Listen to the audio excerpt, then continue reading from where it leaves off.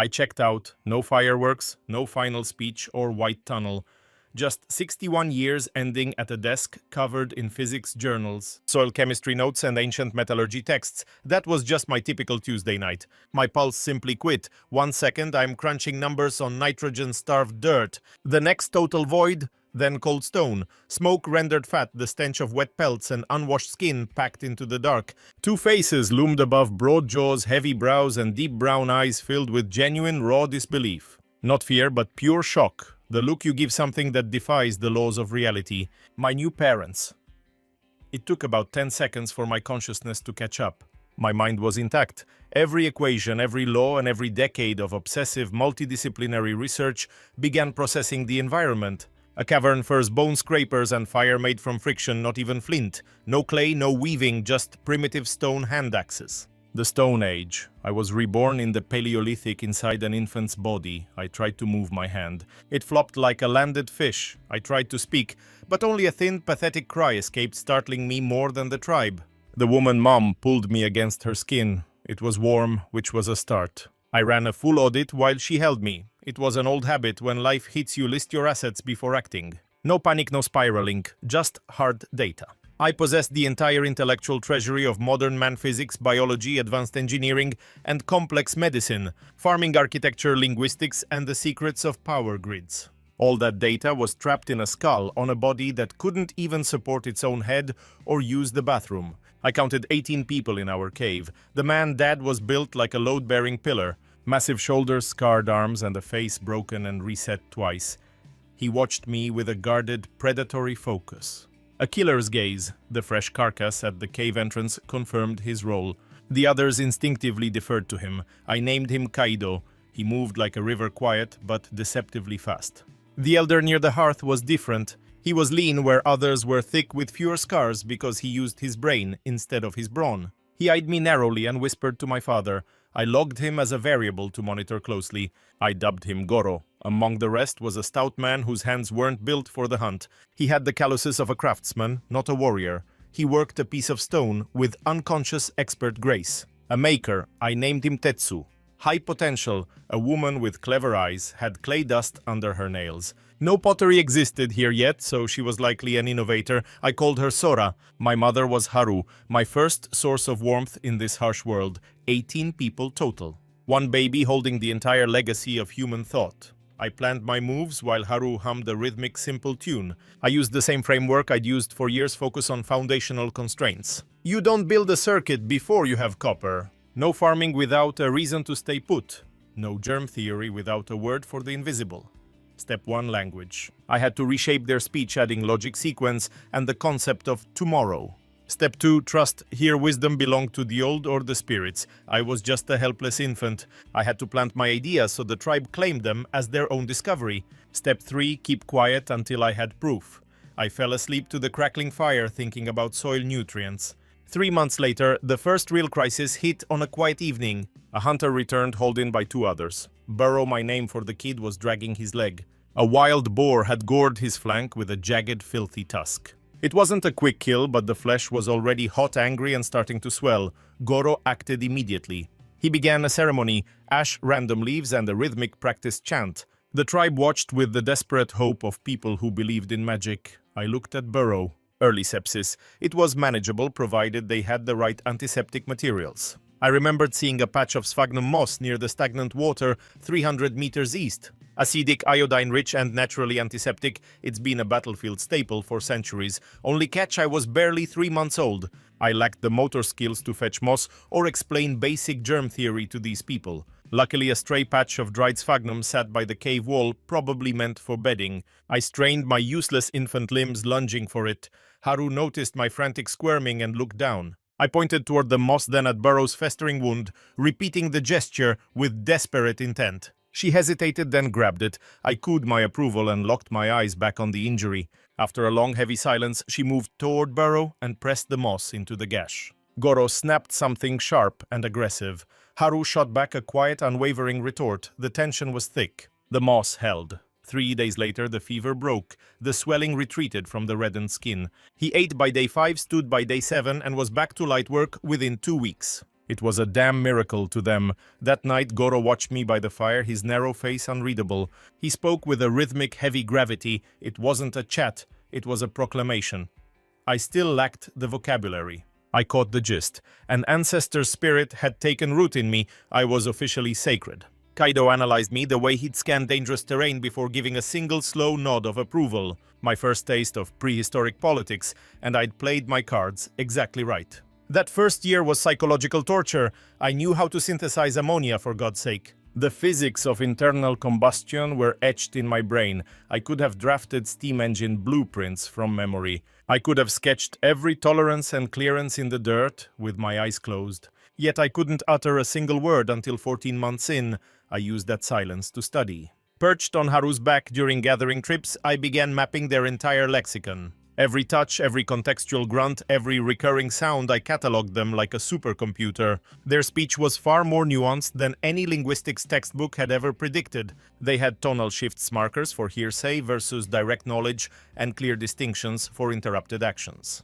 They weren't primitive cavemen, they'd built a precise linguistic tool for their harsh reality. But they lacked concepts for tomorrow numbers beyond 5 causality or even a basic plan. Those were the voids I'd fill. At 14 months, I casually dropped my first word fire. Haru went stiff and summoned Kaido. I repeated the word clear as day. They shared that uneasy look parents get when their kid is too smart for comfort. Goro knew by sundown. He loomed over me, I stared back. We shared a silent standoff. By 18 months I was speaking. By age 2 I was feigning simple conversations, carefully masking my true cognitive depth. Kids here learn at a specific rate. I made sure to stay just slightly ahead of the curve. Remarkable, but not terrifying. Then at 20 months I introduced the word that changed everything. Kuru. I invented it. It was sharp, catchy, and didn't clash with their existing sounds. I tried it on Kaido while he sorted fish. Pointed at 1. Kuru. Pointed at 2. Kuru kuru. I flashed my fingers to match. He squinted, repeating the sound like a strange new flavor. I gave a slow nod, a gesture they'd adopted, and repeated the sequence. 1, 2, 3. Perfect synchronization. He began counting the hole, testing the word against his own fingers. He hit 7 and paused.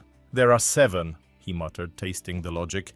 I kept my face a mask of toddler innocence. That was the high point of my first 2 years. Within 3 weeks, Kaido was counting kills. 6 weeks later, the whole tribe followed.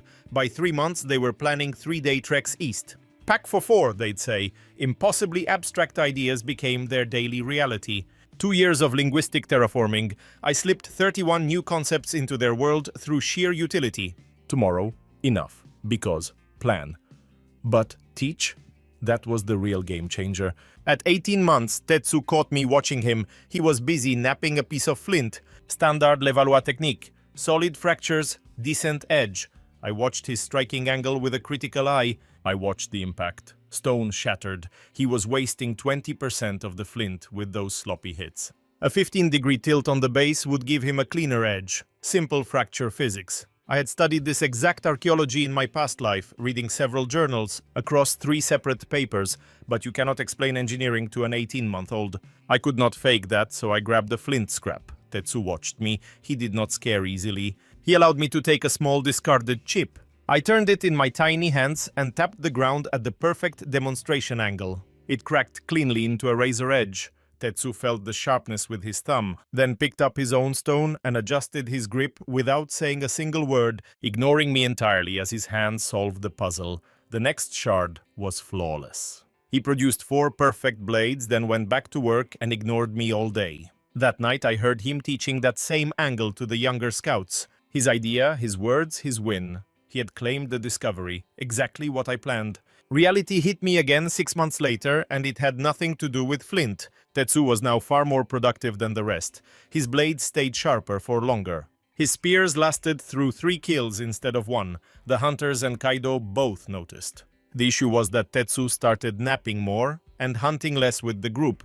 He would stay behind to obsessively work his stone, creating a surplus of unrequested tools. The tribe reacted poorly. Hunters told Kaido that a man who doesn't hunt shouldn't eat. That was not bias, it was survival math for 18 people living on the edge. Kaido addressed it at the fire. The debate was incredibly tense. I was 2.5, listening from Haru's lap, and I understood everything. Goro argued that Tetsu's talent was a holy gift from the ancestors. Others said holy gifts did not fill empty stomachs. Tetsu stayed quiet. I waited. Then I spoke. A simple question. Even spirit children are allowed to be curious. I asked Kaido if Tetsu makes 10 blades that help 10 hunters who fed the tribe. The hunters or the maker silence. I repeated the question until they understood. Kaido looked at the blades, then at the hunters standing in the shadows. He answered, "The blade earns the hand's keep." The policy was officially set. One sentence from one man changed everything. From that night, Tetsu had a new role. He hunted 2 days out of 5 and worked stone for 3. He traded tools for his keep. He got a full share. It was the first real division of labor. Goro argued for the sacred, but he forgot the social contract entirely. A 2-year-old had just redefined their entire society in front of the tribe. Goro sat frozen. Meanwhile, Sora, the woman with clay-stained hands, was my next project. She was no artisan, just a reliable gatherer who prepared the daily meals. But she was curious. I saw her pressing wet clay into shapes by the fire. She was just observing the heat, watching how the earth changed near the flames. Her work always crumbled because the heat was uneven and the clay held air. She was conducting experiments without knowing how to read the data. I sat by her. At 2 years old, watching was my job. No one suspected the spirit child. I picked up a piece of her scrap clay and began working it, squeezing out air bubbles like a materials scientist. Then I handed it back to her. She copied my technique and placed the clay near the coals to bake overnight. By morning, it was perfect. She turned the solid piece over and stared at me. We both stared into the flames as she tested the limits of the clay's endurance. 3 weeks later, she unveiled our first true treasure, a crude, palm-sized jar. It stood defiant for 48 hours without letting a single drop escape its walls. Haru's sharp gasp of disbelief drew the entire tribe toward the flickering light. Goro offered a formal blessing, predictably crediting our success to the ghosts of the past. Sora ignored the praise, already molding the next jar with cold, mechanical speed. Without a single word spoken, the girl's power within the pack began to shift. By my 3rd birthday, the tribe had evolved in ways they couldn't even name. Tetsu was forging bone needles and blades far superior to anything in the valley. I was the ghost in the machine guiding his hands through subtle secret influence. Better stitching meant warmer hides. Warmer hides meant the cold could no longer kill. That year, for the first time in memory, the winter took no lives. I kept a silent tally of the survivors while the others thanked their spirits. Goro held a feast for the ancestors, unaware that I was the true architect. From the safety of Haru's lap, I watched them dance and plotted our next leap. Next came math. Base 10 logic was required to build the empire I envisioned. Then I drifted off, trapped in a 3-year-old body that demanded its rest. The following winter brought a different terror that warm coats couldn't fix. Our tailoring was perfect, but the forest had finally turned its back on us. Clean wounds mattered little when our bellies were hollow and the deer were gone. 3 months of overhunting and a dry autumn had pushed the herds far north. Our daily rations plummeted to 60% of what a human needs to survive. It was a slow-motion collapse, turning friends into rivals as the hunger deepened. 2 children eventually succumbed, their weakened bodies surrendering to a simple cough. One boy was barely 4 when his breathing finally stopped in the dark. I was 4 too, watching a tragedy I lacked the physical tools to prevent. I marked their deaths as the cost of my delay while Goro prayed. His rituals were elaborate and beautiful, but they couldn't fill a single stomach. The leader's authority was hemorrhaging his divine favor, proven false by the starvation. I saw the ghost of defeat in his eyes every night by the fire. By spring, I watched Kaido lead the men into another disorganized, doomed hunt. Their lack of strategy was a glaring flaw in a system I had to break. They were trying to crush the forest with a fist instead of a blade. No traps, no coordination, just a loud, desperate chase that guaranteed their failure. I couldn't wait for permission anymore. The time for my reveal had arrived. I knelt in the mud, etching a battle plan while the hunters watched. Using a branch, I drew a clinical pincer movement with terrifyingly adult precision. Arrows dictated the flow of the slaughter, turning the woods into a cage. I marked the kill zone with the number 3, my new silent language. Boru knelt beside me, his eyes widening as the logic of the trap hit. He studied the dirt like a man seeing the future for the first time. I sketched a stag inside the arc, bridging the gap between our minds. My small hands mimicked a closing trap, a gesture of absolute calculated finality. Boru looked from the map to the woods, the gears of war finally turning. He ignored the skeptics and placed a stone where the first hunter needed to stand. I anchored the right flank while he positioned the third marker at the crescent's peak. We surveyed the layout together before he gathered the crew, translating my sketches into a language they could actually use. His version fumbled the technicalities, yet he captured the raw tactical essence perfectly. I stayed silent. By dusk, we had crushed every hunting record from the previous 72 hours. Kaido returned staring at the mountain of fresh kills before eyeing Boru, who simply pointed at my etchings in the mud. He stood over the drawing for a long beat, then met my gaze before grabbing a stick to sharpen the design. He added a tactical pivot I had completely overlooked, sealing a vulnerability he'd spotted in the brush. He handed back the wood, his instincts proving flawless. I gave a sharp nod and he let out a dry rasp that might have been a laugh in any other man. The power struggle peaked 3 weeks later when Goro summoned the council following our third straight, flawless, high-yield hunt. The old man was far from a fool. Sensing the hierarchy shifting, he scrambled to reclaim the narrative before it drifted beyond his control. He droned on about ancestral favors and how strict ritual adherence had guided our spears to their targets. He preached the vital importance of the sacred calendar he alone managed, delivering a masterfully crafted oration. It was a performance dripping with pathos, polished by 20 years of holding the tribe's spiritual leash. The crowd was mesmerized until an elder matriarch shattered the mood with a single blunt question. She demanded to know why our luck only changed once the boys started following these new dirt patterns. She saw truth, not conflict, yet silence paralyzed the camp until I cut Goro off mid-sentence. I was barely 4, so I kept the truth simple. Those patterns in the earth were mine. Boru used them and the tribe ate. I offered to draw more if they wanted to keep eating. It wasn't a boast, just a toddler's logic, leaving Goro to choose between his pride and our survival. He could either accept my reality or look pathetic bickering with a small child over a pile of meat. "The spirits guide the boy," he declared, to which I replied that I'd have more maps ready by dawn. Kaido scanned us both, then dropped his voice into that heavy absolute tone that signaled a closed debate. "The boy speaks at the fire." It wasn't a total coup. Kaido was cautious, and I was still small, yet for the first time a child held a recognized vote. The weight of the moment was undeniable, though every lip remained sealed in the firelight. Goro's mind raced. You could practically see him crunching the social numbers behind his thin, narrow mask.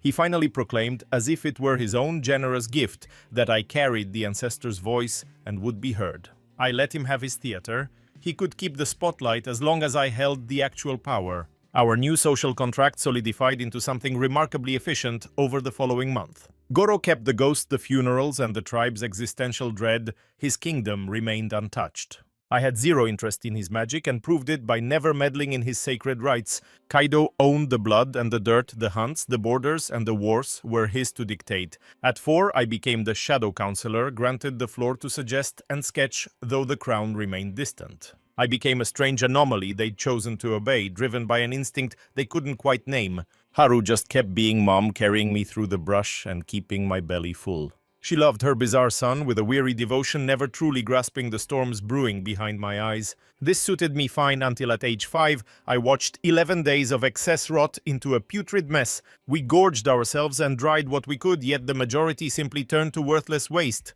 A massive haul yielded zero lasting security, a total failure I'd predicted, but hadn't yet built the tools to stop. The cycle ends today.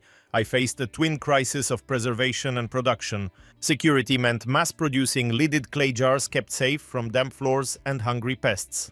Sora's 8 weekly pots were a joke, and besides, the hunt itself was far too chaotic to rely on. It was a gamble weather-slaved and restricted, continually risking our strongest lives for a fleeting meal. I was desperate for resources that stayed put. One move solved both my headaches. My plan required experts, not just laborers, and a clear goal. Everything started with the dirt. I lured Kaido down to the water on a quiet morning while the council was distracted. He was always on edge in a crowd, a trait I'd clocked over 4 years. He needed silence to think. My fist was clenched around a week's worth of wild seeds scavenged from the eastern fields. Kneeling in the muck, I traced a line with my finger, tucked the seeds in, and buried them. Kaido just stood there, staring in silence. I gestured toward the dirt, flashed 10 fingers, then tracked the sun 30 times to signify a month. I sketched the life cycle in the mud, a single seed transforming into a stalk heavy with its own harvest. Multiplication. He knelt beside me, studying the sketch with eyes that had seen the wild grow back. Every tracker knows how grass sprouts after a blaze or how pits turn into saplings. He got the mechanics, but the concept of intent forcing nature to bend to our schedule was the hurdle. I watched the gears finally click. His face remained a mask, though. He was a stone wall, but his breathing hitched the one tell I'd mapped out while studying him.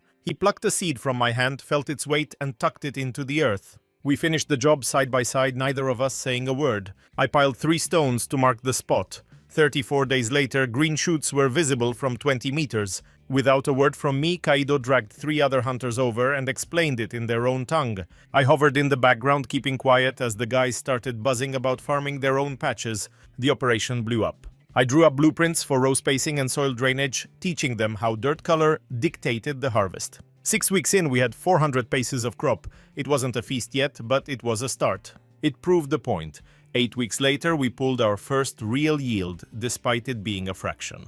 Our timing sucked and the weather wasn't helping, but we were doing it. We finally had food on our terms, not the meadows. Status check. We went from 11 days of rations to roughly 6 weeks of breathing room. We needed months of security, not weeks. Next up, get Sora an office and some help. I pitched it to the council as a simple math problem: more jars equals more food saved. Storage is the difference between life and death in winter. They couldn't say no. Kaido assigned Mei and a quiet girl I called Nori to be Sora's full-time crew. They lacked Sora's natural touch, but they were diligent enough to take orders. For 3 days, I hung around the mud pits pretending to just mess around. I was actually teaching them high-level techniques while playing the part of a curious 5-year-old. I demonstrated how to purge air bubbles and check for thin spots against the sun before firing. Sora soaked it all up and passed the knowledge down to the other 2. By Friday, their pottery looked like it belonged in a high-end lab, not a primitive camp. We were pumping out 20 watertight, heavy-duty jars a week. Sora used to manage maybe 8 on her own. I got Kaido to move Kin, the tribe's best natural builder, to the clay team to solve the lid problem. An open jar is just an invitation for rot and bugs. Kin spent 2 days swearing at lids that wouldn't sit flush. Then he nailed it, adding a small rim to lock the lid in place. I just watched. He actually outdid me. Then Sora surprised me with a lamp I hadn't even scheduled yet. My roadmap had us doing grain and fire tools first, then houses. But Sora bypassed the plan entirely, clutching a cracked clay cup that changed everything.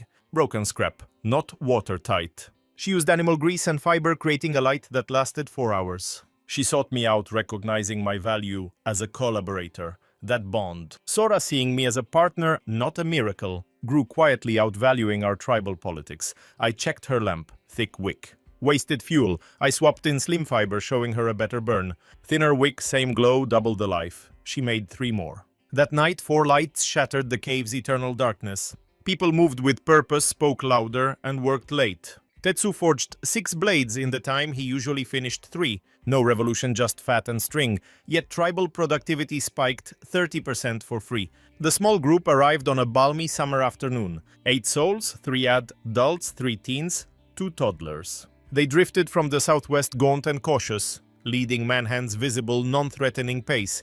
Goro immediately wanted them gone. He argued expulsion at that night's fire. More mouths meant famine, strange diseases, and inevitable conflict. His logic failed. I countered him with raw, undeniable numbers. We gained 8 mouths, but 3 able hunters. That's an immediate labor injection. Our 6-week surplus could sustain them while they integrated and contributed. Future harvests would increase proportionally with these extra hands. 8 people, 3 workers, now 5 workers later. 60-day outlook positive. Goro barked about trust. I challenged his lineage. Silence followed. The truth was obvious. None were natives here. This tribe grew from strangers joining over years. Every person here started as one. That heavy silence worked. Kaido granted 10 days, work or leave. Their leader, whom I called Dai, was a watchful, sturdy protector. He agreed instantly, knowing the stakes. He'd survived this cold math before. By day 3, Dai's hunting yields matched our best local scouts. Fast learner, sharp memory. I filed his potential away. A woman older than Haru arrived with restless, probing fingers. She analyzed everything: cave walls, river clay, and wooden spear shafts. She wasn't a warrior, she was an expert. I named her Kawa. Day 5, I joined her at the clay beds to observe. She grabbed raw clay and expertly purged every air pocket. Sora's technique, but faster and significantly more efficient. Parallel evolution from a different path. We stared at each other's hands. Working silently, she revealed coiling methods that built far stronger walls. Faster, uniform, and precise. I knew the theory, she mastered the practice. Witnessing her mastery was far more valuable than my mental models. Her skill surpassed my theory. Together, she and Sora revolutionized our pottery standards. Production output per person surged 40% instantly. Goro watched them assimilate and stayed silent. The deadline vanished. No one reminded him. It was a useful kind of silence. Northeast, 40 minutes away, lay the river's hidden copper vein. Green oxidation streaked the rock, a 2-meter seam of pure potential. Emerald stains on the rock were the first sign of the treasure buried deep below. I mapped the site and buried the secret in my mind. Not today. My forge lacked the fury to melt stone, and I had not yet won over the metalsmith's skepticism. We lacked the fuel to feed the beast. But now the stars aligned. I was only 7 years old, playing with fire. Our tribe numbered 26 souls. Kin finished the granary 12 days early because he was a machine in human skin. He shattered every timeline I gave him, so I started treating his superhuman speed as a fixed constant in my plans. The crops were growing. The kilns were screaming. Our new oil lamps had already warped our sense of time. Now it was time to pull blood from the stone. I took Tetsu to the river bend under the sharp morning light. He did not need a speech. I pointed at the green-rotted cliff. He stood there for a long beat staring. He grabbed a shard, scraped the green skin with a thumb, and smelled the earth. Then he turned his heavy gaze to me. I held out a tablet of dried clay I had etched the night before, a specialized canvas Sora had prepared just for this. Sora had figured out months ago that my thoughts only made sense when I drew them and started making these tablets unprompted. The sketch showed a rock entering a clay womb, fire raging underneath and liquid light bleeding into a mold. Tetsu studied it. He knew the look of metal. Everyone had seen the copper scraps we found in the mud, hammered into cold, lifeless trinkets. Beating metal was a known craft. Liquefying the mountain itself was a concept from another world entirely. He touched the fire icon, then the rock, then the pool of molten soul at the bottom. His eyes asked if I was crazy or certain. I nodded once. He looked back at the green wall. I could see him building the machine in his mind, his hands twitching as he wrestled with the physics of it. His fingers moved in the air, shaping ghosts. "Build the chamber," he said. It took 11 days of sweat to finish. The furnace was a clay shell sealed tight except for a breath hole and a chimney. A simple updraft design to trap the sun's heat provided we could keep the air screaming. Oxygen was our bottleneck. A lazy fire would never melt the stone. We needed a forced hurricane. Kin solved the air-lung problem before I could even explain it. I had the lecture ready, but he was already moving. He had been watching my sketches while I worked on the furnace, and he simply grabbed 2 leather hides to test their seal. He saw the missing piece and started building. His first set of bellows was roaring within 48 hours. Skin over wood, a bone pipe, and a stone flap that acted as a one-way heart. It was ugly. It was perfect. I threw a handful of dry grass near the pipe to see the wind's ghost. The straw bowed hard toward the nozzle. It was enough. Tetsu watched the wind and went quiet. Then he grunted, "We need thicker clay." He held his hands wide to show the new scale. Twice my original specs. He was right. More mass meant more heat stayed inside the belly of the beast. My theory was solid, but his instinct was better. I adjusted the blueprints on the fly. Tetsu actually smiled, a sight so rare it made Sora look over with a suspicious eyebrow raised. We made the first attempt 14 days later. We didn't use wood, we used charcoal. We had been baking wood in the ground for 3 weeks. Tetsu mastered the art of the slow burn in a single day. Charcoal burns with a focused fury wood can't touch. We had no other choice. Copper only yields at 1085 degrees. A normal fire is just a cold draft to it. We had 40 kilograms of charcoal, barely enough, and 12 kilograms of green ore stripped from the riverbank. We expected maybe 2 kilograms of pure copper if the gods were kind and the furnace held together. Enough for a few tools. Kin pumped the lungs while Tetsu fed the furnace and watched the smoke. I had spent all night teaching him how to read the heat through the color of the fire using the clay tablets. Black smoke meant the fire was choking, starving for the air it needed to breathe. Orange was the start, but white-orange was the goal. He watched the exhaust like it was a holy vision. We sparked the beast at dawn. For 3 hours it just sat there, cold and silent, soaking up the death. Ken pumped the forge's lungs with metronome precision while I perfected the flow of vital oxygen. 12 pumps every 60 seconds, unrelenting force. 2 years of labor had forged his limbs into iron pistons. 4 hours in the smoke bled into a deep citrus glow. Tetsu remained silent, merely feeding the beast. By hour 5, liquid copper wept into our clay mold, a brutal rectangle designed to gauge our newfound power. The metal shimmered, a clean liquid mirror flowing with the effortless, terrifying grace of a mountain stream. He knelt, eyes locked, with the white-hot opening staring into the fire as if it held his soul. Then came a whisper, a word for miracle or curse. 2 hours later, the bar sat cold and heavy. Tetsu pried it free, just under 2 kilograms. My math was off. The air was purer than expected. He cradled the glowing weight in his palms like he was holding his own newborn child. Flipping it over, he dug a nail into the surface. It was soft, yielding, alive in ways stone never was. He made that low grunt, the sound of a man seeing the impossible. I left him with his obsession. By dusk, he had forged a blade that made his old flint tools look like fragile, jagged toys. It stayed lethal through hell and back. The entire workshop went dead silent when he held it up. Tetsu mastered the fire in 8 days. Within 2 weeks, I was just a ghost in my own shop.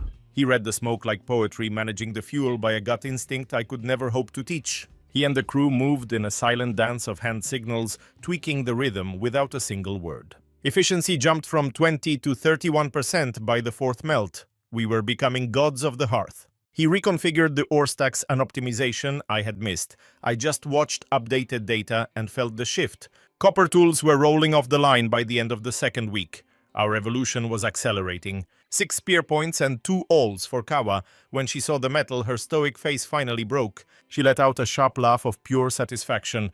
2 years of struggling with bone needles ended that day. Then came the tin brought by Kawa. She had been our shadow for 8 long months.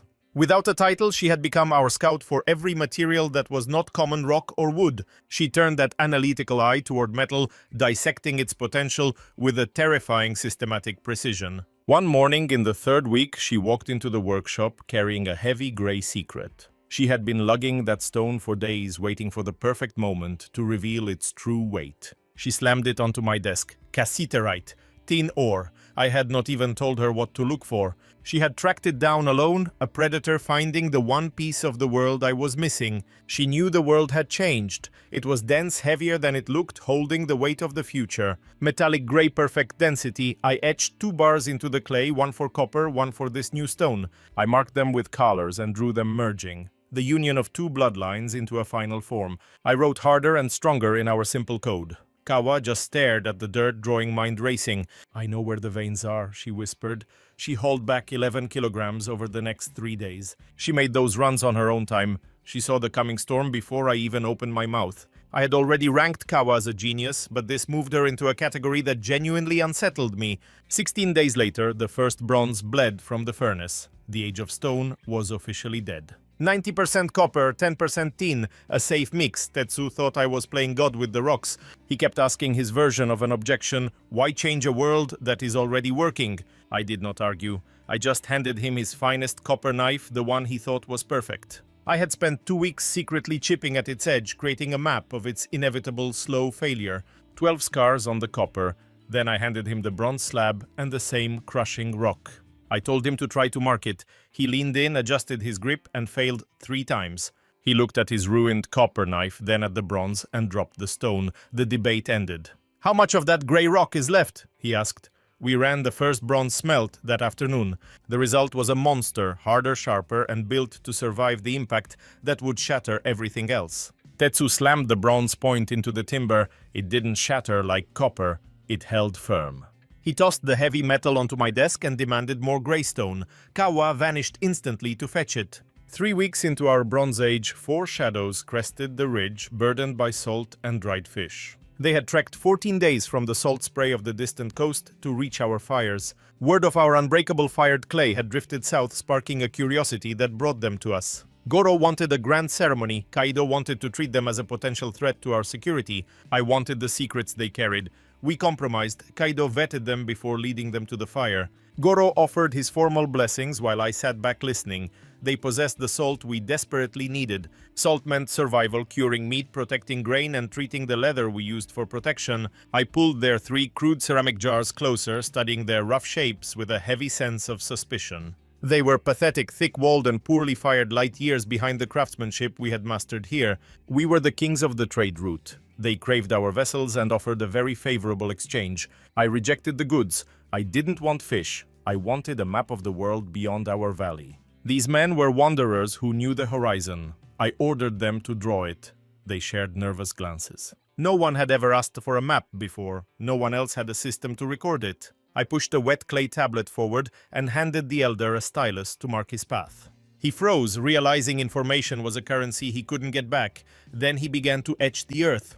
He carved for 60 minutes straight. When he finally stopped, the truth of our world was revealed. Rivers snaked south toward the ocean, passing through the territories of 3 other rival tribal groups.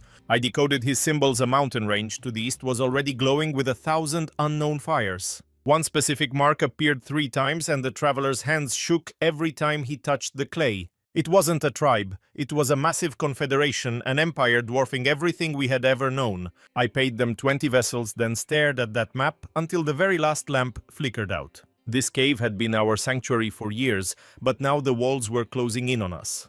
18 people were a family, 26 people plus a factory was a death trap in the making. We were cramming a forge, a kiln, and grain storage into a space meant for sleeping souls. Every sunrise brought a new logistical nightmare. The forge alone had become a silent, lurking killer. Tetsu needed his furnace near the ore and the fuel, but he also needed air to breathe. Carbon monoxide is a ghost that chokes the life out of sleepers. We were flirting with certain death. We jammed the forge in the entrance, turning our only escape route into a dangerous glowing bottleneck. Sora's pottery required dry air and space to set, but our damp cave was a tomb. The floor was a jagged mess, and the air only moved when the storms outside demanded it. Our best builder was sleeping in a shed because he didn't trust the very roof above him. His loyalty was noble, but our architect was essentially living in exile to keep his watch. The cave had stopped being our home and had finally become our greatest obstacle to growth. One autumn morning, I stood before the council with a plan forged in cold hard logic. I hit them with the numbers first, then softened the blow by addressing their deep-seated fears. I gave Goro a way to lead us out without feeling like he was abandoning our traditions. The facts were clear. We needed separate zones for fire, food and sleep to avoid a catastrophe. 26 people were suffocating in 80 square paces of rock. We were outgrowing our small world. We needed 500 square paces to survive, but the tribe was terrified to leave their home. This rock was our history and our identity. Leaving felt like a death in the entire family. I told them we weren't leaving the cave, we were expanding our world around it for protection. The cave would be our heart, but the earth beyond would be our new future skin. Goro stood up, ready to bless the new soil and lead us into the morning light. I sold the expansion as a divine land grab, framing it as an ancestral mandate for our people. Words were my currency. He didn't blink. He'd been nursing the same dark hunger and was just waiting for someone to authorize the carnage. Kaido barked, "Mark the spot." I unrolled 3 weeks of my life on a clay tablet. Ken stared at the dirt-etched destiny for a silent eternity. My design was clinical. The cave acted as our anchor. The wall was the ribcage, holding our new world together. I put the forge northeast, ensuring the stench of industry blew away from our beds and toward the river. The kiln sat southeast, to soak up every dying ray of the sun through the long work days. We buried the grain deep in the center. High floors, sealed tight. Sleeping quarters lined the western interior wall. A massive assembly area lay in the middle. The main gate faced south toward the widest killing fields. A secret escape hatch sat north. Both gates were iron-tight. The fence stood 3 meters high, spiked and trenched. 150 paces of perimeter. It would cost us 400 massive trunks and our collective souls. Every log was a tombstone. Keen grabbed my stylus and slashed 2 brutal changes across my perfect plan. First, he leaned the wall outward, a hungry angle, reaching toward the shadows outside the camp.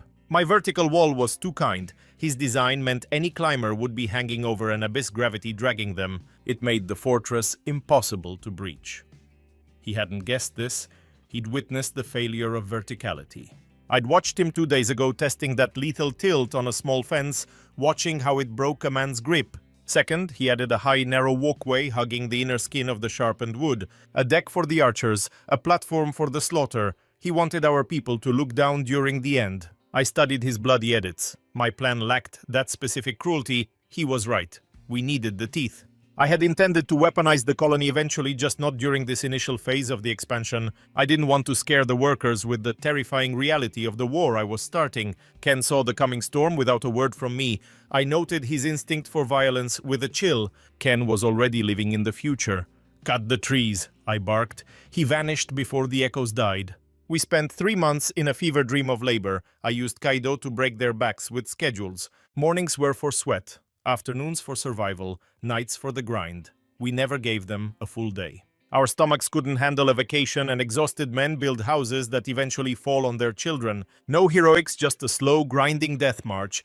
Ken managed the labor like a man possessed by ghosts. He had the kind of terrifying presence that made my orders unnecessary.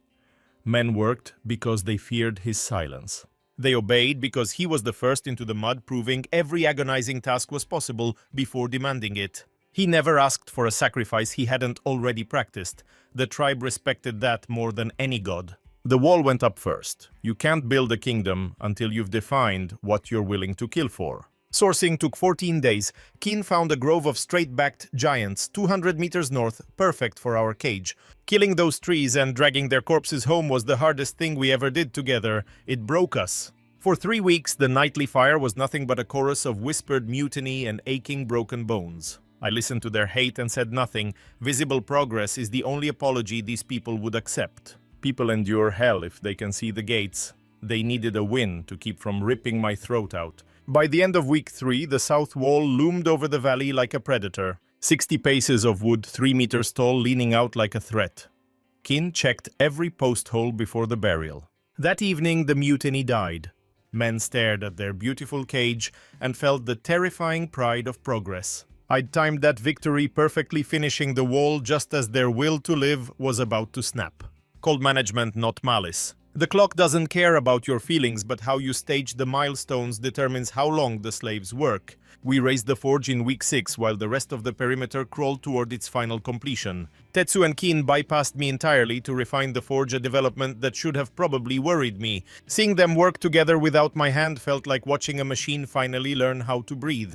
Tetsu obsessed over the forge, catching the prevailing winds. We needed heat-resistant floors and a roof that exhaled smoke while blocking the rain. Kin's roof design was brilliant, a lateral gap that bled heat before it scorched the rafters. An aggressive overhang and angled slats kept the interior bone dry. It mirrored ancient forge blueprints I'd studied in another lifetime. Kin solved it solo. I kept my mouth shut about his genius. Silence is respect. Then week 8 hit and Goro threw a political punch. My master plan gave Goro's rituals a dedicated sacred space. I've placed it by the west wall, prominent, symbolic, and perfectly aligned with the cave's mouth.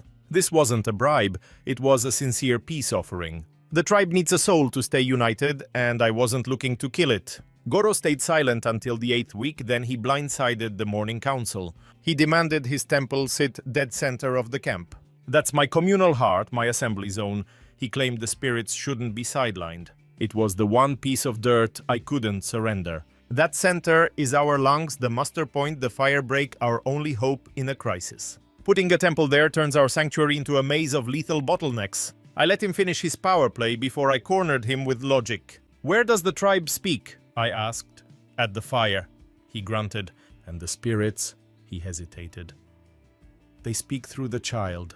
Then the spirit follows the council. If we meet at the fire, the spirit is there. The western wall is for the show. The center is for the soul. Ritual and resolution are two sides of the same coin." Goro stared, then caved. "Make the western shrine bigger," he muttered. "Whatever you need," I replied. The center stayed open. The crisis passed. Kaido watched from the shadows, a silent ghost in the council. Once Goro vanished, Kaido gave that rare low grunt of approval. We wrapped construction by the 12th week. 3 days early thanks to Kin's eye for timber and a lucky streak with the foundations. We moved in on a day Goro deemed spiritually favorable. The ceremony was a marathon of ash and fire, claiming this dirt for the ancestors. The tribe was captivated. I just watched the walls, counting the cost. 150 paces of perimeter 3 meters high with an internal kill walk, a heavy double gate with a locking bar, easy for us, a nightmare for them. A secondary escape hatch sat ready. The forge was already breathing fire. Same output, better. Tetsu had dialed the efficiency way up.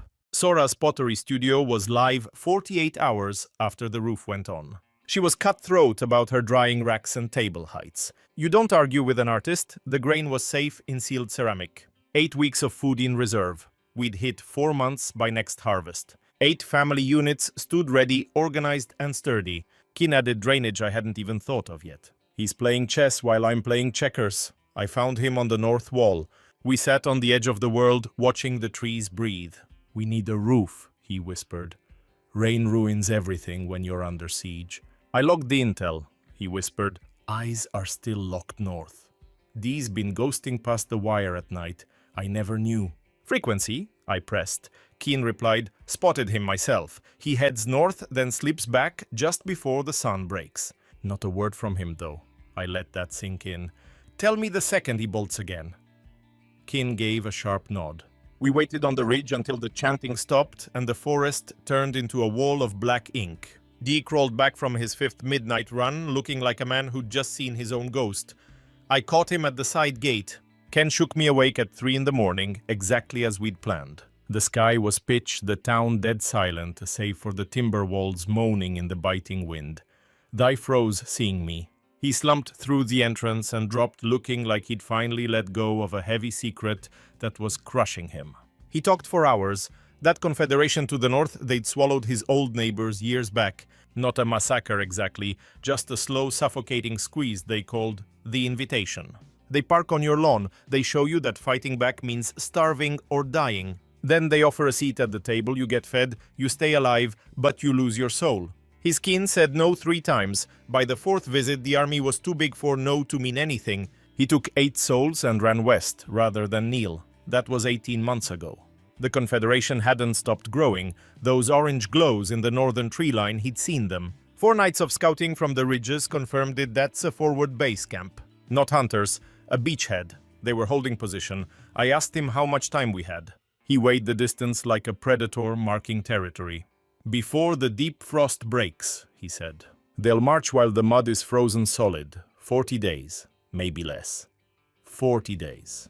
I crunched the numbers during the walk back and didn't even bother closing my eyes. Our total force, 26. Only 16 could actually swing a blade or throw a spear. Our bronze tech beat theirs, but bronze doesn't stop a tide. We had the platforms. We had a gate. But against a monster that eats tribes for breakfast, not a chance. I planned for gunpowder by spring. Spring was a luxury now. Black powder needs 3 things. Saltpeter, charcoal and sulfur. 75, 15, 10 by weight. Basic chemistry back home. It's in every textbook, every war doc, every language on Earth. Here it was a ghost, living only in my skull.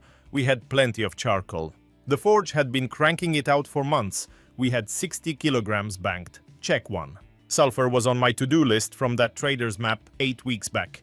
Volcanic peaks to the southeast. 2 days out, fire mountains usually bleed surface sulfur. I hadn't sent a team because I wasn't in a rush. Now time was a knife. Saltpeter was the killer. Purest stuff hides in dry caves where rot and minerals have danced for centuries. Plan B was the slow way rotting beds of ash and piss for 6 to 8 weeks. 6 to 8 weeks, we had 40 days. Cave hunting it was. I tracked down Goro's the following morning. Not my first choice, but the only one. Goro understood the bones of this land better than anyone drawing breath. 50 years of prayer and trekking through these peaks, reading spirits in the stones.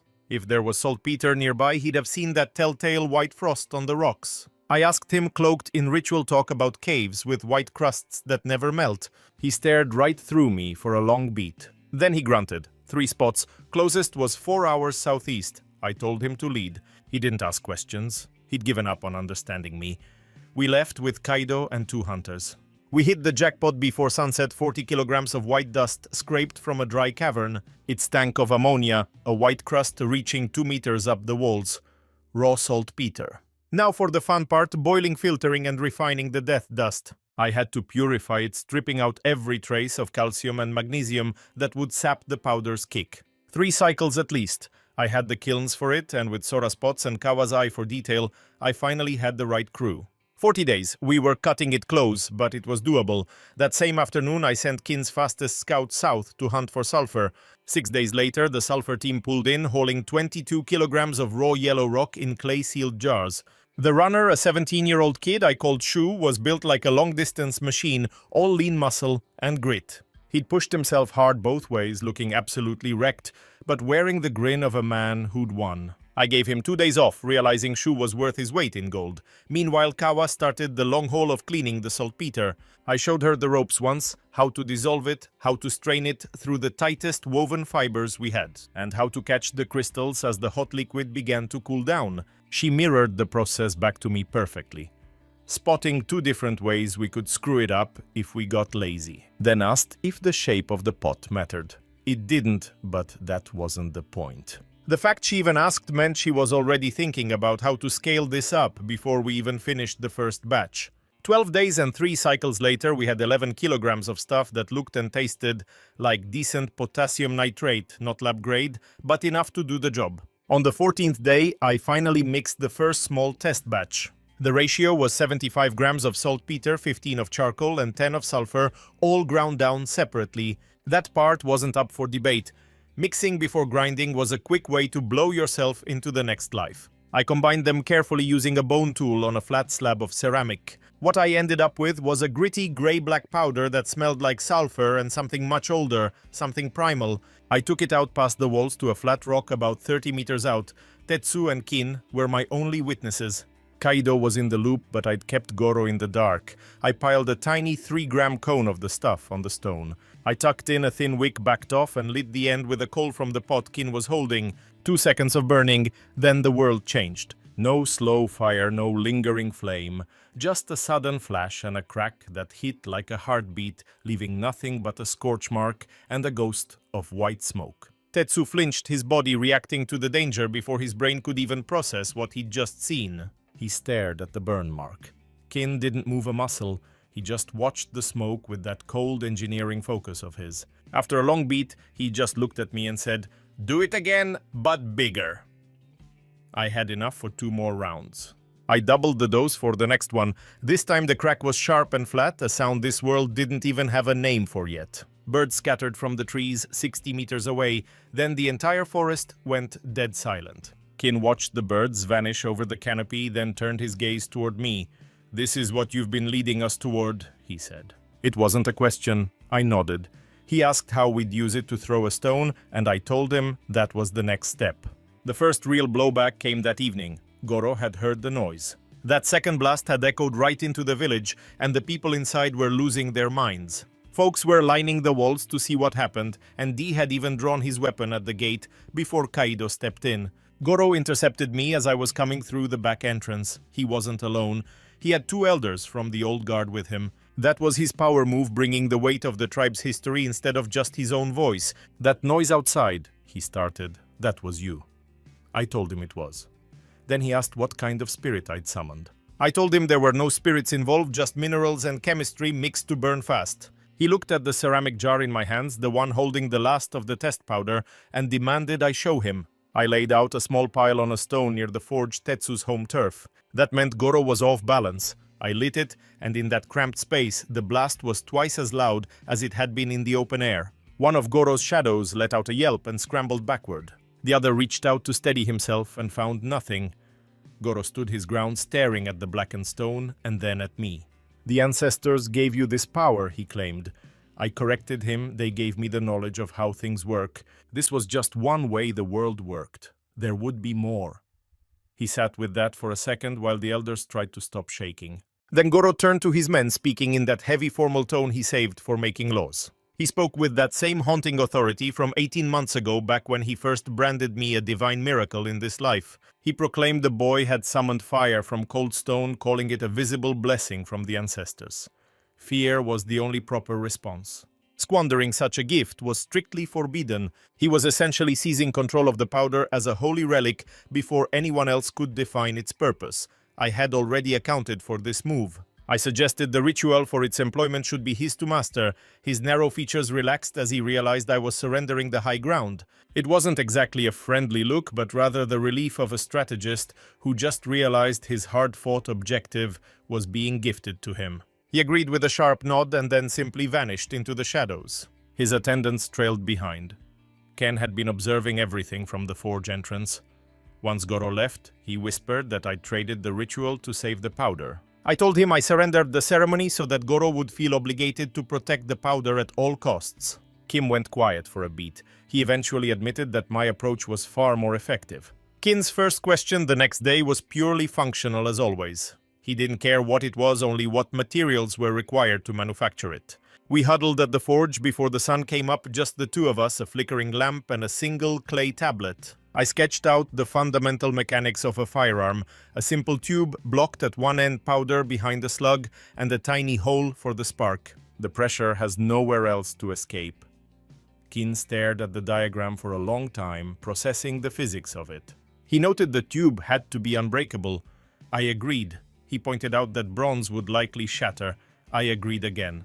We required iron. He paused, then asked if we could actually produce iron consistent enough to prevent a catastrophic failure. That was the crucial problem, and there was no easy way around it. The iron we had been pulling from Tetsu's 4-month-old bloomery was still far too brittle and inconsistent. It was workable, but unreliable, because the process left behind a spongy mass that required endless hammering to purge the impurities and slag. The lack of structural integrity was a genuine death trap. One tiny pocket of slag in the wrong spot meant the barrel would explode, essentially turning the weapon into a pipe bomb for the user. I broke the reality down for Ken without any sugarcoating. He listened intently before concluding that Tetsu needed to perfect the iron first. I told him Tetsu had to eliminate every single inclusion through sheer force and heat. That meant more cycles in the furnace, more time under the hammer, and total control over the raw materials. Kin asked me for instructions to pass along. Tetsu's reaction was typical. He didn't ask why the quality mattered, only how to prove it. He wanted a definitive test for success. Together we designed a simple but brutal quality control check. We used an iron bar of specific size and struck it with a heavy stone hammer. High-quality iron would simply bend under the blow. Anything with hidden flaws would crack or shatter instantly. We tested his current batch and 3 out of 8 pieces failed. Tetsu stared at the broken shards for a moment, then walked straight back to his furnace without a word. He spent 2 days putting the remaining stock through 4 extra rounds of heat and hammering every single bar past the second time.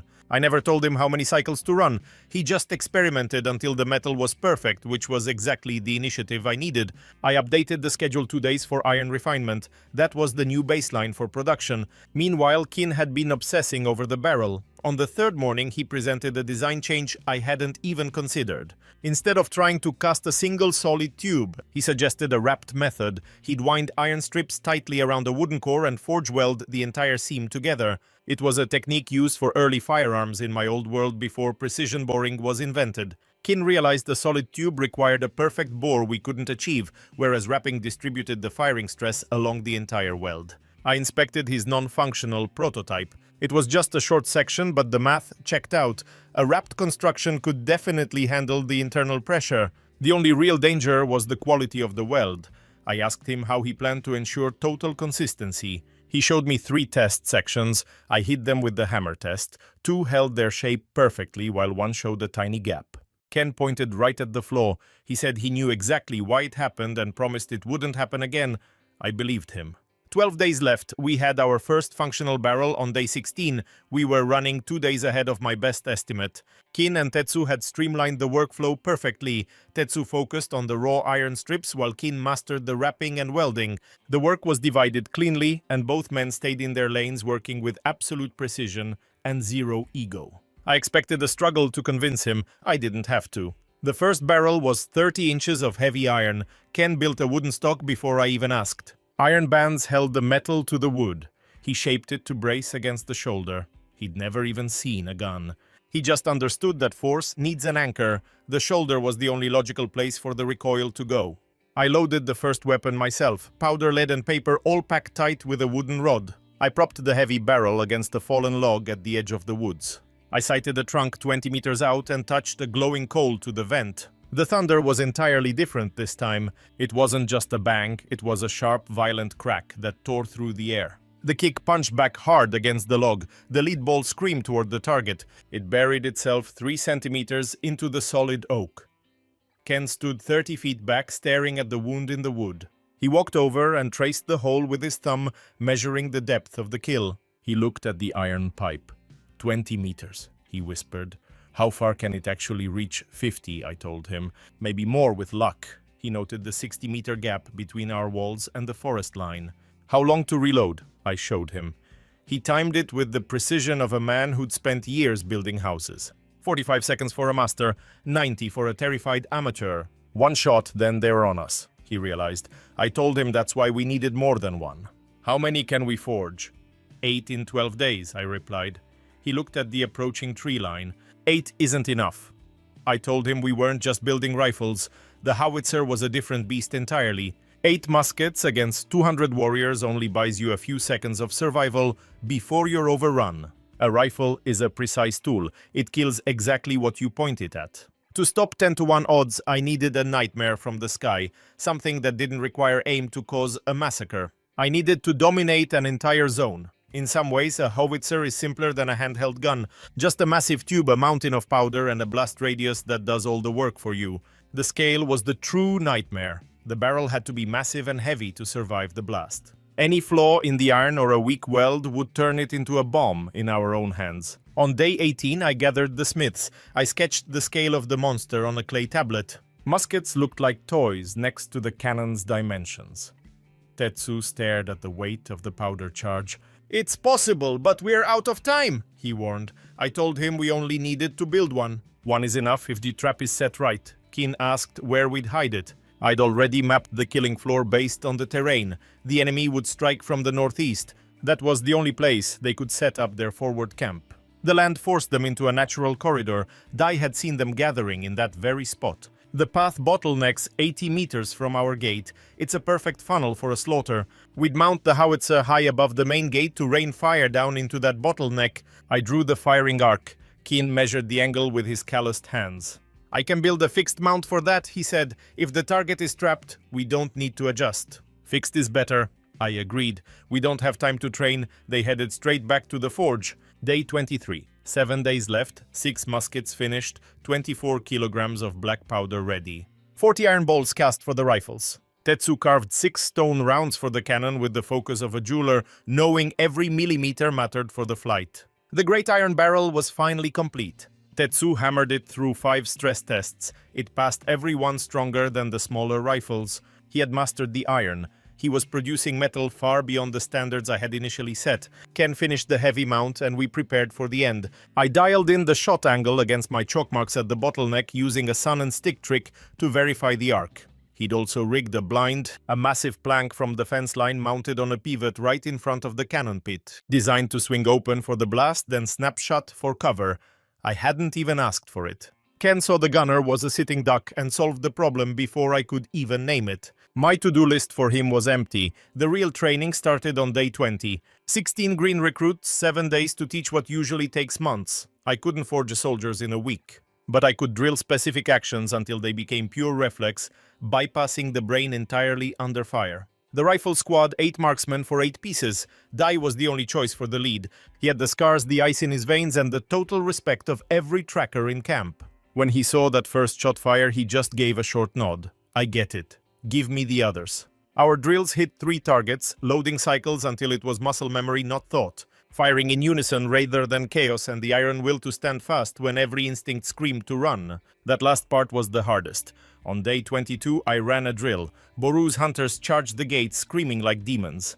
2 of the 8 riflemen recoiled, stepping back as the wall of noise hit. The other 6 didn't flinch. I noted exactly who moved. I shuffled the roster, putting the steady hands on the front line and moving the flinchers to reload support safe but vital. No one asked why. DI just caught my eye and stayed silent. The cannon team was Kin and Shu, a distance runner with the raw power for the loading cycle and the cold nerves I'd seen at the sulfur pits. Kin drilled Shu on the reload sequence for 48 hours. By the 3rd morning, Shu was actually outpacing Kin's speed, though Kin still held the master's eye for timing.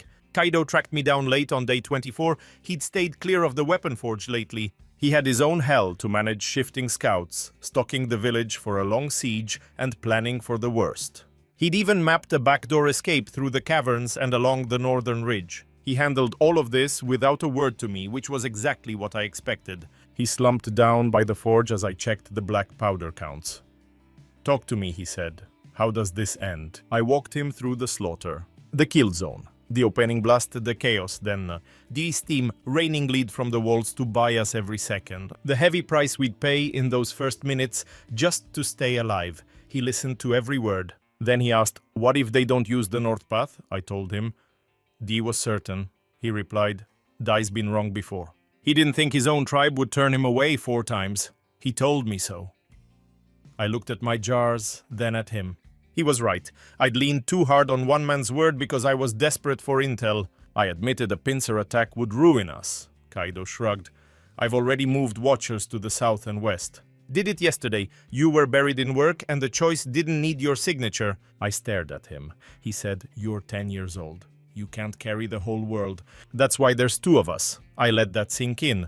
What did the watchers find? Nothing yet, but they're there. I redrew my battle plans that night. Then I finally crashed. Sleep was the only weapon I had left to sharpen. That scouting blind spot had been eating at my brain for 2 weeks. Dai's info was solid, but it was 4 days stale, and the Confederation camp was a living beast. It shifted, it breathed, it left scars on the earth that a pro could read if they could get close enough. Dai was that pro. The danger was the distance. The Confederation wasn't stupid. They had eyes on every approach through the brush. Sending Dai back out with 6 days left was a gamble I couldn't take. His brain was too valuable.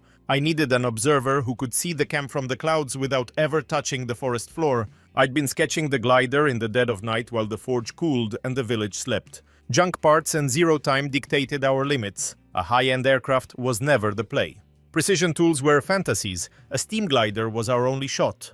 A skeletal wood frame draped in raw hide. One keyed a boiler, then gravity's mercy for the glide. The heavy boiler almost killed our total lift capacity. I relied on physics I memorized 40 years ago. The math barely cleared. Pilot under 100 pounds, found her day 21. 14 fearless and perfect for flight for deeper reasons. She lived in the sky, totally detached from fear. She saw the world in 3 dimensions instinctively. She sought the high ground like an animal. Info-hungry and weighing 90 pounds right on the mark. Found her perched on the high combat deck, staring northeast, mapping the enemy's terrain like a hawk. She studied my blueprints in a heavy, focused silence. She questioned the tension of the wing's leather skin, control versus survival.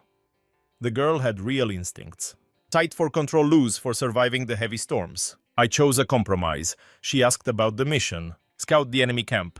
Count every fire and soul. 100 meters up if the air cooperates. She stared into the distant tree line, mentally bridging the 4-kilometer gap to the enemy camp. Failure means gliding or dropping fast. Her choice. GT's.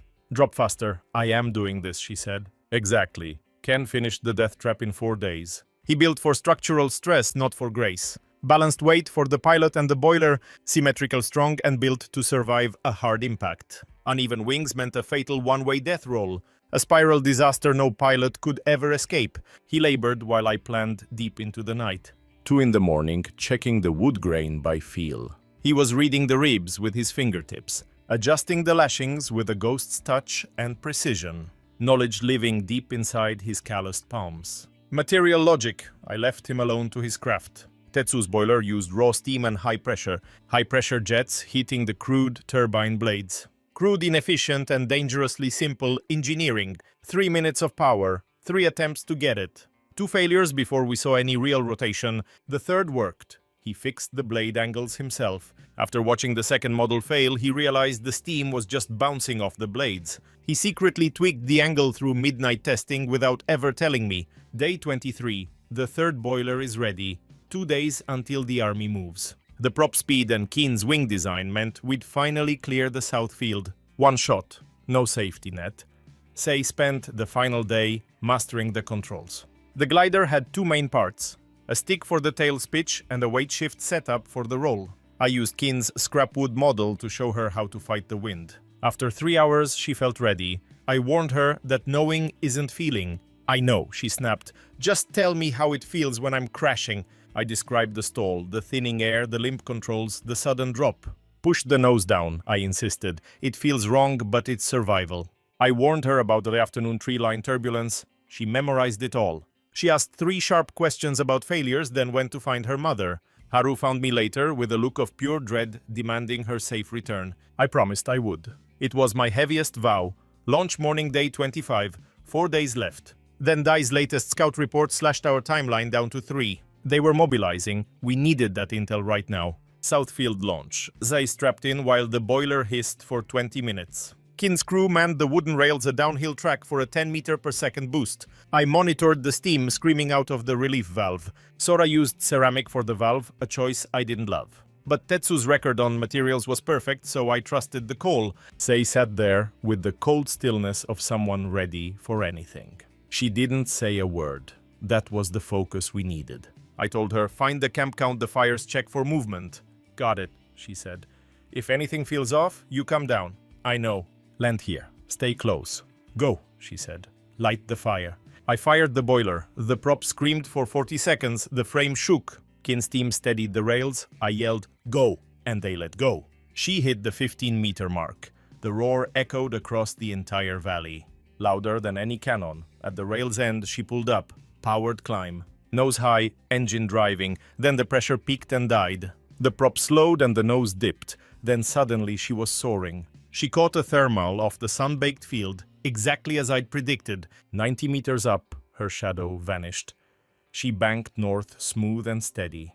The glider arched over the stunned tribe before locking onto a northeast heading. Kin stood beside me completely speechless. 19 minutes of flight, the landing was a total disaster. She came in too fast. The right wing clipped the dirt, spinning her. She walked out of the dust before the frame even stopped rattling. Ignoring the blood on her arm, she whispered, I saw them. No pleasantries. No pause for the gasping crowd. Straight to the point. The camp was only 3 kilometers away and it was massive. She counted 42 campfires. By our math, that meant nearly 300 hostiles. They weren't marching yet, but their camp was buzzing. Their gear was packed and ready for transport instead of being set for a long rest. She could tell just by how they'd tied their packs.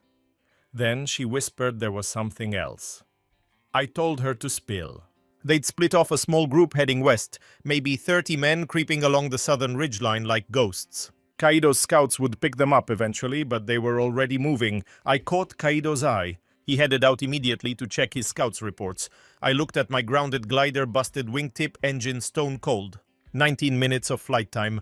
That was all it took. Our council meeting that night was the fastest on record. Just Kaido, Daikin, and me. No rituals, no Goro. I kept him out on purpose and figured I'd pay for it later. The four of us spent 40 minutes hunched over a map at the forge, rewriting our survival plan. 300 enemies coming from the northeast in 3 days. That math hadn't changed. The big gun and the rifle squad on the north wall were still our best defense, but 30 men were now on the ridge. Kaido's scouts confirmed they were moving by noon. They weren't rushing. It was a slow, steady flank. They wanted to hit us from the west right when the main force hammered the front gate. A textbook pincer.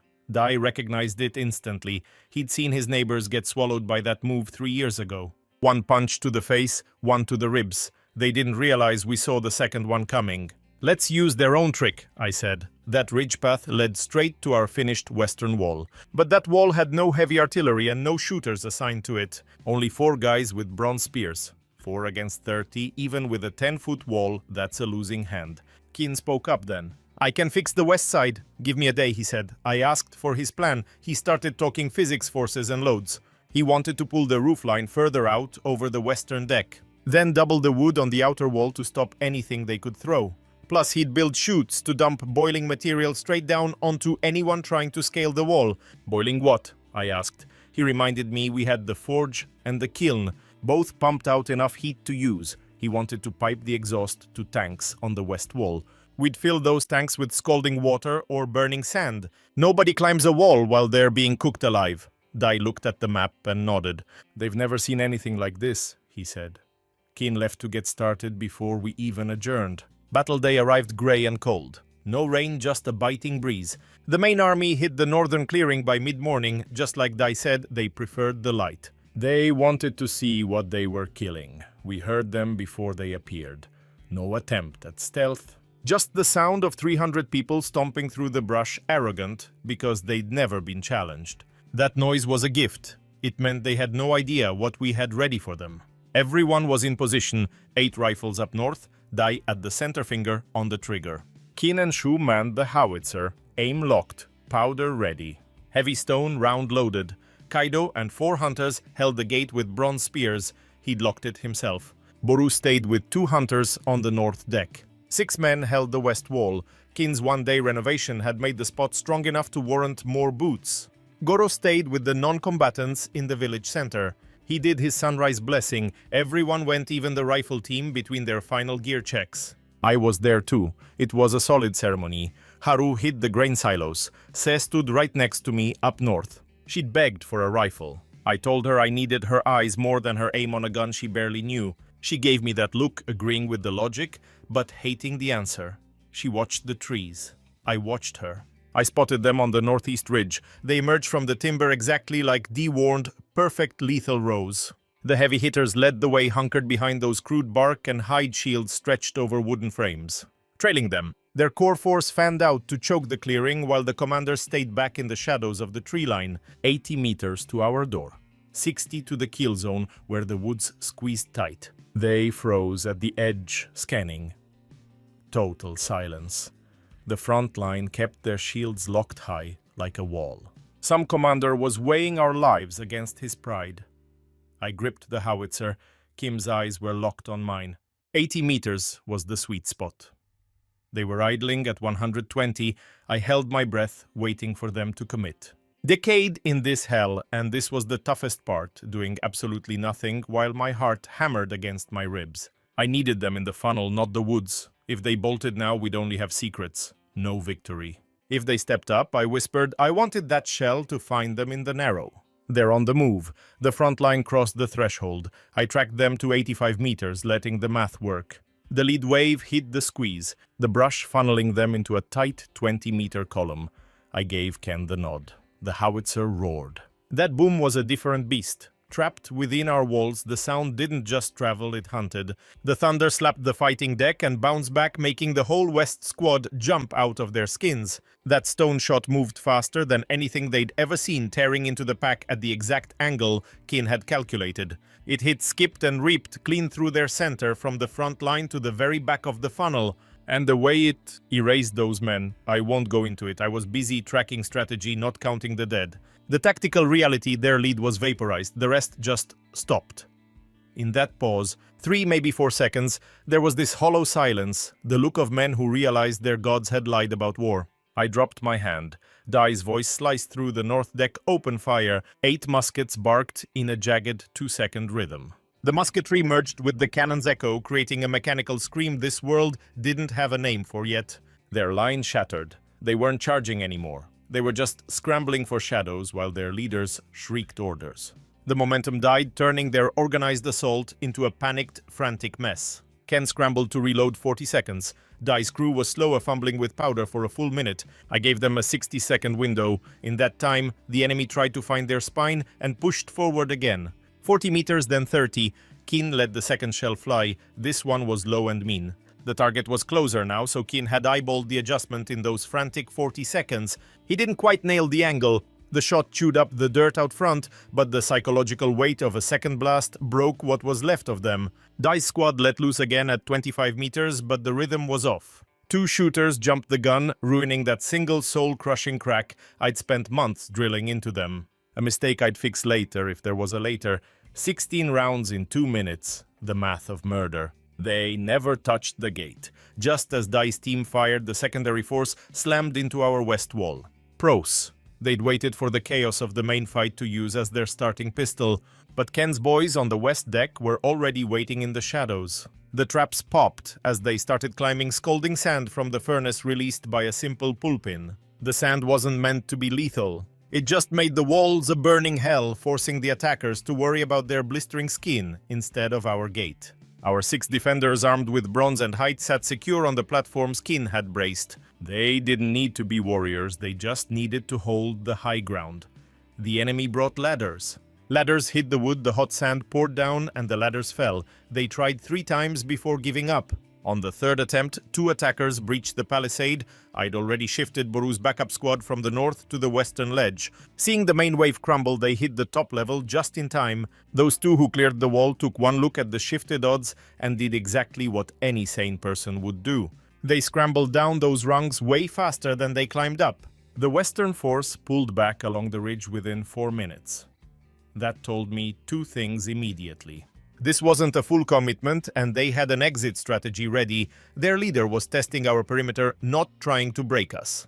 The main group retreated to the forest edge. It wasn't a rout. I had to be realistic. 250 warriors don't just flee from 8 muskets and a single howitzer. Alien tech or not, they'd simply halted. They took their hits and stayed organized. They hit a tactical wall they didn't recognize and chose to regroup. That's a strategic pause, not a defeat. I needed that regrouping to end in our favor. I told Kaido, pop the gate. He stared at me blankly. I said, just me, unarmed, out to the killing field. He just said suicide. No, I countered. Their command is at the tree line watching us. They're crunching numbers right now. If I walk out alone, it forces them to pause and wonder what I'm playing at before they strike again. That hesitation is our only chance. Kaido reminded me I'm barely 11. I told him that was the whole point. It was that look, the one where he's made up his mind but is checking for flaws one last time. Finally he said, D goes with you. I refused. D stays on the ledge. They need to see me without backup. Kaido opened the heavy latch himself and stood in the gap. That was his only concession. Gate open, him standing there armed and ready. He wouldn't budge and I couldn't go past 20 meters. I stepped into the open air. Their leader stood ahead of the rest, a man positioning himself as the undisputed voice of authority. He was built, broad-scarred, and clearly older than Kaido. This was a man who'd earned his rank through years of blood. His name would reach me later, Musashi. He watched me from the shadows of the trees, maybe 40 meters away, studying me just as I studied him. We shared no common tongue. D said their dialect was a distant fractured relative of ours. I had 6 sentences prepared in a rough approximation of his speech, rehearsed until they felt natural. I projected my voice across that empty space. The message was simple. Your Western scouts are alive. As for the men in the kill zone, I am sorry. This wasn't the goal. We didn't provoke this. We won't hunt you. If you want to talk, come back in 3 days. Silence followed.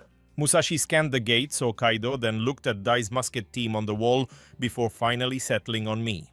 Then his eyes drifted to the blackened craters where the howitzer shells had ripped through his front line. He'd walked right past those scorched bodies to get here. He knew exactly what they represented. He shouted something back. I caught maybe half of it, but the question was unmistakable. What are you? I answered in his broken tongue, a child who hates this war and has plenty more of what hit your men. 3 days. Musashi stood frozen for a long beat. Then he barked an order to his men. They started drifting back into the woods, no panic, just a steady, disciplined withdrawal. They kept their eyes on us the whole time like real professionals. I watched until the forest swallowed them whole. I walked back. Kaido didn't say a word. He just shut the gate and threw the bolt himself.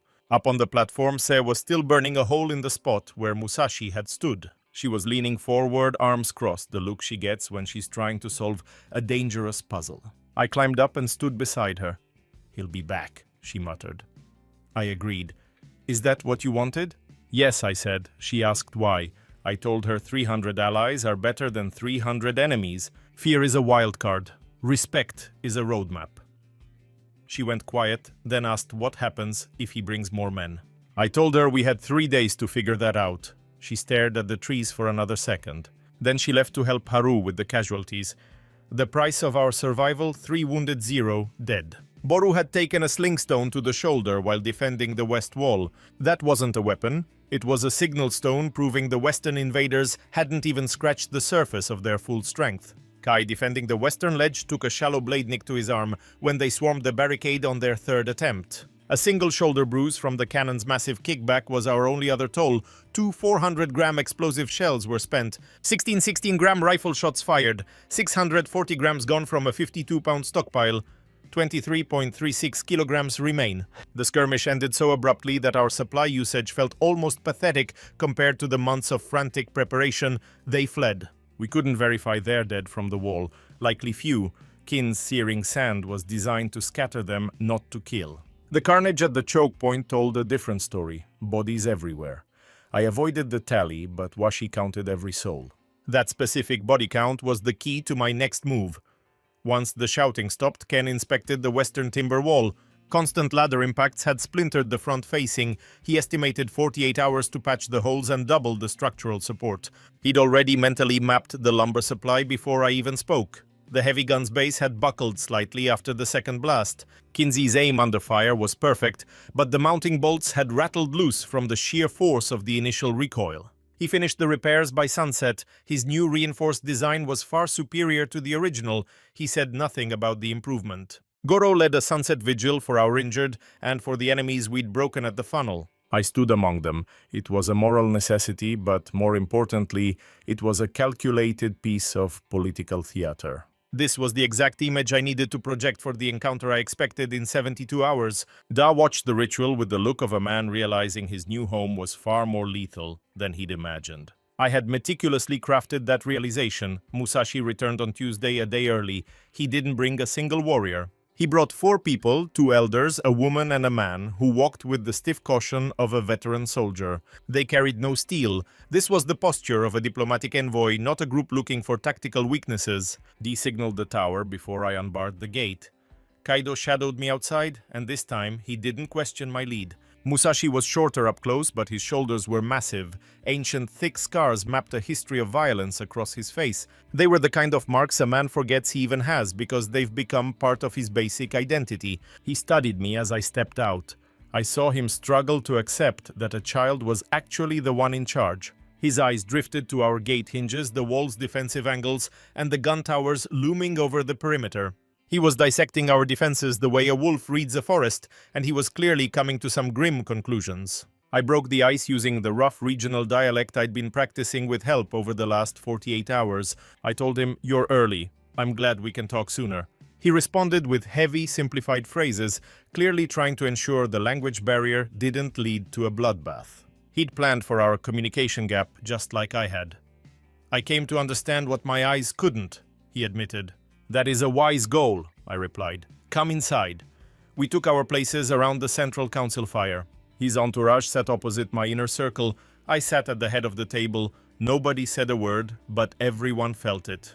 Goro stayed on the perimeter, visible and respected, but not central. Musashi didn't waste time. He had 3 blunt questions. First, the guns. What were they, where did they originate, and could they be stopped? He asked, without any diplomatic fluff. A man who asks such direct questions intends to use the answers. I gave him the unvarnished truth about our firepower. I kept the blueprint secret, obviously. I didn't explain the chemistry, but I was honest about what they could do. I told him they were forged right here from local ores using the unique engineering knowledge our village possesses. We can make more. Given enough time, we can build a battery of them to line every wall. The threat was obvious, so I left it unspoken. His second question, why did you meet us outside without protection?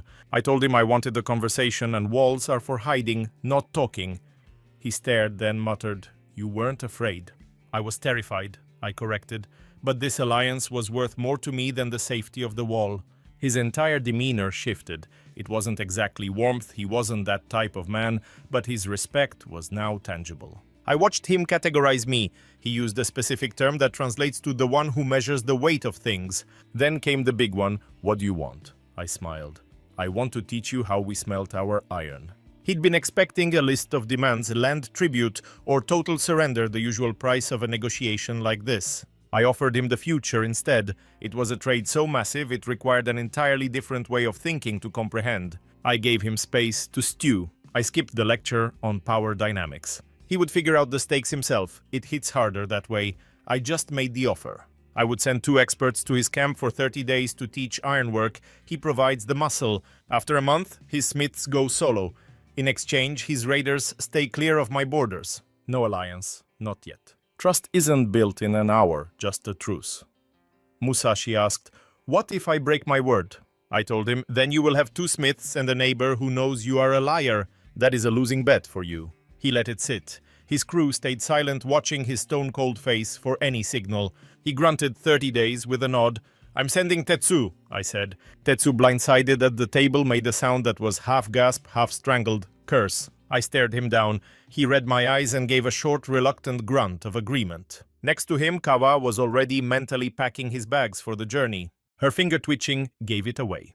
3 days after the negotiations, the project came alive.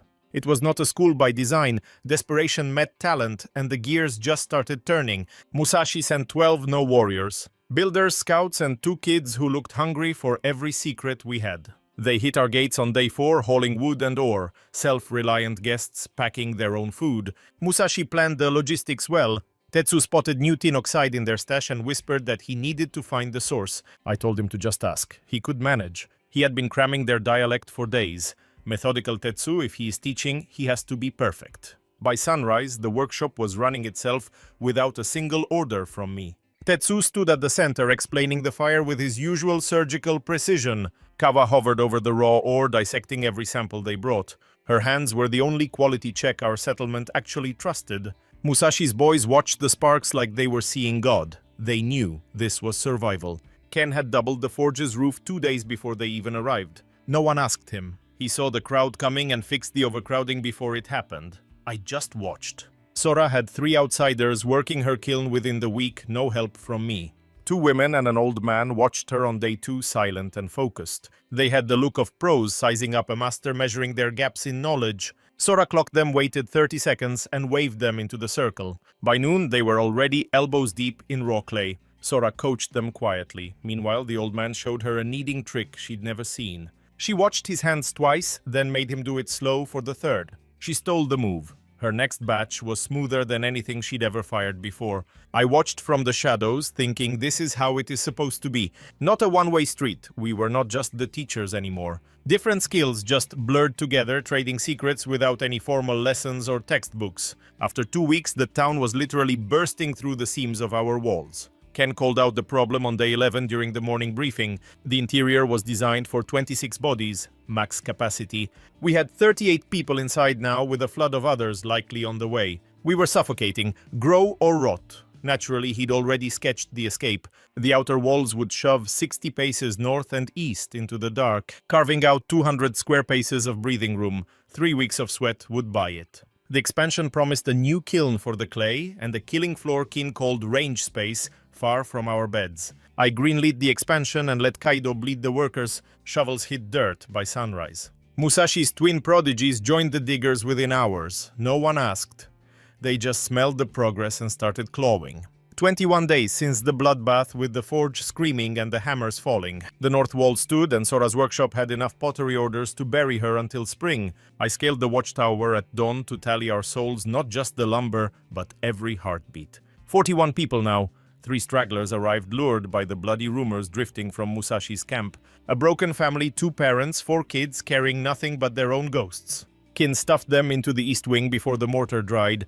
Kaido vetted them and shoved them through. No one checked their resumes. They bled for us within 4 days. Same old story. The wall now stretched 190 paces. 700 square paces of cage. The catwalk was a closed loop, now looming over the gate. Kin's west wall was finally lethally permanent. It didn't look like a hideout anymore. It looked like the shadow of something monstrous. The furnace ran double shifts once Tetsu's fresh apprentices learned to feed the fire. Tetsu still gripped the throat of quality control. He'll do it until his heart stops, maybe longer. But he didn't need to watch every single pour anymore. He spent his freedom chasing ghosts in that strange Orkawa found. He wouldn't tell me his goal. The reveal would come when the steel was ready. Tetsu never whispered his secrets. 48 jars weekly from 4 hands, plus 3 trainees learning to shape the mud. Sora flipped the workflow twice. Speed spiked both times. She didn't ask for permission, she just took it. 11-week food reserve. The autumn harvest was unnervingly heavy. Kin stretched the silos by 1/3 back in August. It seemed paranoid then. Now it looked like prophecy. Speech. The wall between our tongues was finally crumbling. Color was our first bridge, but now they worked the line together, grunting through the labor without translators. Talk was sloppy, but we survived. 8 muskets, 1 howitzer, 23 kilograms of powder, and endless lead. Goro's monthly powder ritual felt like a burial. The riflemen drilled every 4 days. Dai ran the show now. I just watched from the shadows. That was our inventory. Then I looked at the hole in my heart. The lathe. No lathe meant no spinning steel, no precision blade biting the core. Round holes remained a dream. Without that bore, the gun barrels Ken jury-rigged. Good enough for survival would stay crude. The lathe was the god tool, the father of every other machine. It made the impossible real. After the lathe power, not lightning but a copper pulse, wire wrapped around iron spinning in a magnetic cage. The dirt held it. Wiring was the bottleneck, so the lathe came first, then radio long-range whispers killing the delay that turned news into obituaries. Then the internal combustion engine, real fire this time, distilled fuel, pistons machined to hair-thin tolerances on that same godlike lathe. The blueprints had haunted me for 60 years from a previous life. They were still there, starving for steel, after the fire flight. Not a kite with a boiler, but a twin-seater navigating by a compass I hadn't forged yet. Simple theory. Stay up, stay alive. This wasn't about the harvest, it was about the wings that burned me before. My 10-year plan was etched into an 11-year-old mind. I was tallying supplies when she found me on the overlook. She took the seat next to me without an invitation, as she always did. Her eyes scanned the northern trees while the repaired glider rested below.